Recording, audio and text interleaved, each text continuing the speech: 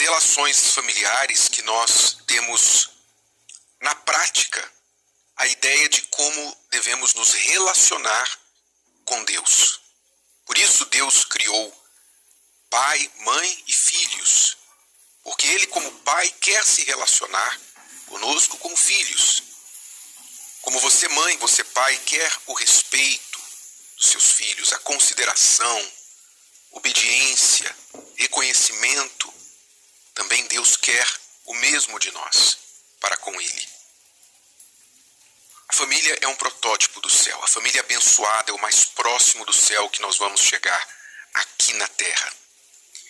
E é por isso que o mal odeia a família e trabalha incessantemente para destruí-la, a fim de apagar da mente humana toda e qualquer referência de Deus. Pois quando a pessoa não sabe o que é um pai, não sabe o que é um filho, não sabe o que é um irmão, não sabe viver em família, ela não sabe muita coisa sobre Deus. Considere, por exemplo, o casamento. O casamento, ele é uma figura da nossa aliança com Deus. Deus fala em fazer aliança com o ser humano. A sua palavra chega a dizer, ele diz, o teu Criador é o teu marido.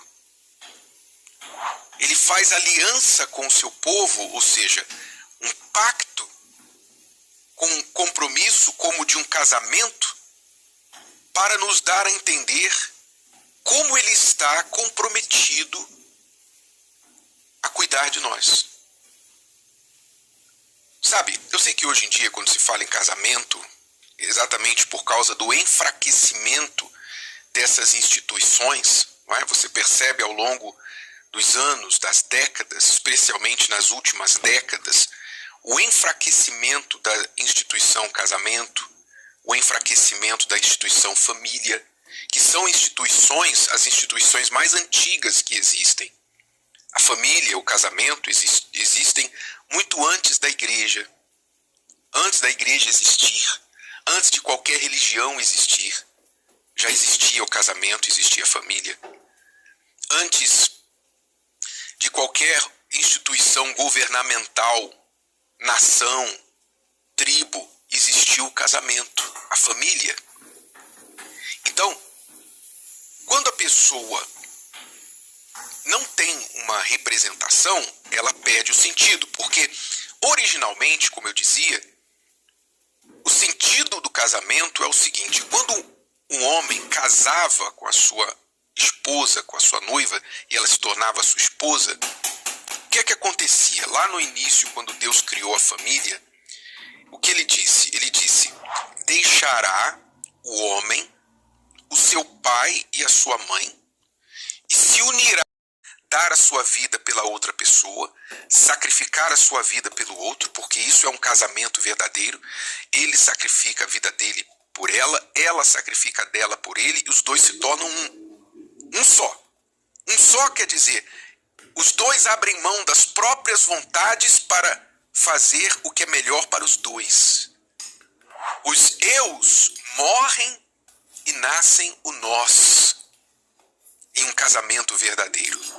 Então, quando há essa aliança, quando a pessoa vive um casamento onde ela entende o que é viver para o outro, o que é sacrificar a si mesmo para o benefício e felicidade do outro, então ela entende o que é a vida com Deus. Porque quem não viveu uma vida para sacrificar por ninguém, quem vive só para si mesmo, entende o que de aliança? Eu lhe pergunto. A pessoa que só vive para si, ela não tem que compartilhar nada dela, ela não tem que abrir mão das suas vontades, ela não tem que fazer nada a ponto até de entregar a vida dela por outra pessoa. O que ela entende de vida com Deus? Como eu disse, ela pode entender na teoria. E eu não falo isso como uma crítica para você que é solteiro, você que nunca casou e etc. Não estou criticando, estou falando de um fato que a palavra de Deus nos ensina.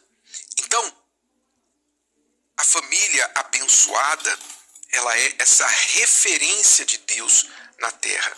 E quem quer estar bem com Deus tem que começar a entender o valor da sua família. Primeiramente, você que é casado, o valor da sua esposa, do seu marido, não importa o problema que você viva hoje.